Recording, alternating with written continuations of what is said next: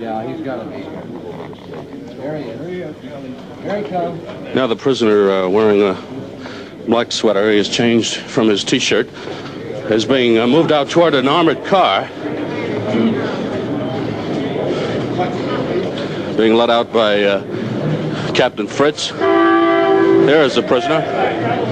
Do you have anything to say in your defense? There's a shot. Oswald has been shot. Oswald has been shot. A shot rang out. Mass confusion here.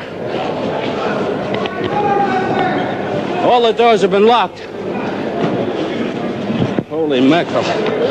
A shot rang out as he was led into his car. The shot, there's a mass confusion there. Rolling and fighting. As he was being led out, now he's being led back. He was thrown to the ground. The police have the entire area blocked off. Everybody stay back. Is the yell. Did you see it? Eh? What happened? Yeah, I saw the guy. There's a man, a rather stocky man with a hat on, a dark...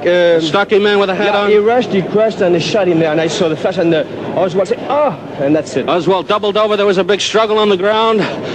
Just a moment earlier, I had, no doubt foolishly, jumped in front of him to get in a last question, to ask him what happened, whether he had anything to say in his defense, and then a split second later, the shot rang out. I thought he was one of the detectives. You know, he had a hat, and stocky was well dressed. That's what I remember. Had you seen him before? Had you seen him before? I think he had his hat. There were none of us in this area. One of the wildest scenes I've ever seen. Let me see if I can reconstruct it. Lee Harvey Oswald was coming out in a garage in the police headquarters at Dallas. He was being led out by Captain Fritz, who had been interrogating him for 2 days. He was wearing a black sweater. There were massive reporters and cameramen.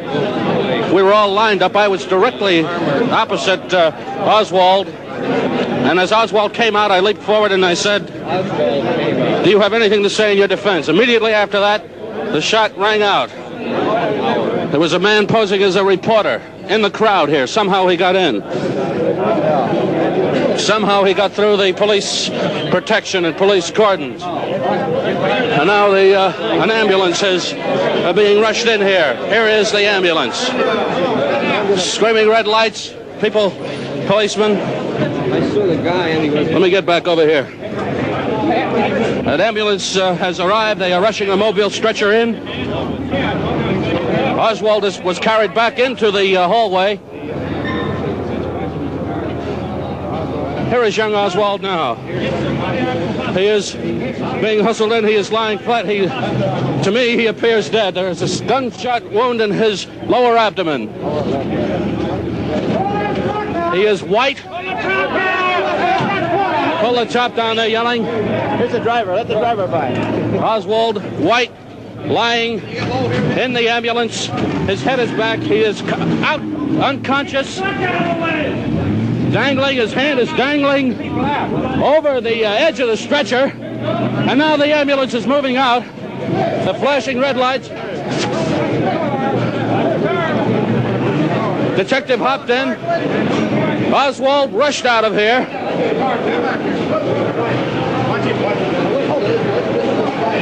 Tremendous struggle on the ground. As Oswald doubled up, now he's off to the hospital, Parkland Hospital, we believe. Here are some police officials.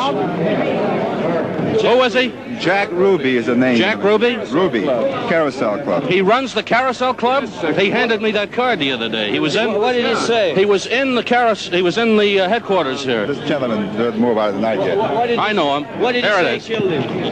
I got a card from him the other day. Here he is. Jack Ruby. Is this him? Carousel Club? Yeah. Okay. Jack Ruby, I see him around several Are you sure of that? He's been what did he say, sir? Who's going to give a complete briefing on this Chief thing? Curry, head office on the 3rd floor. As soon as we can get it on. Sure, it's Jack Ruby. Jack Ruby, who we noticed the other day, he was hanging around the police headquarters. Apparently he's very well known here.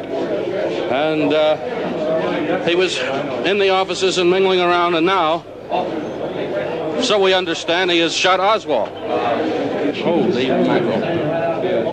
One of the most sensational developments in this already fantastic case.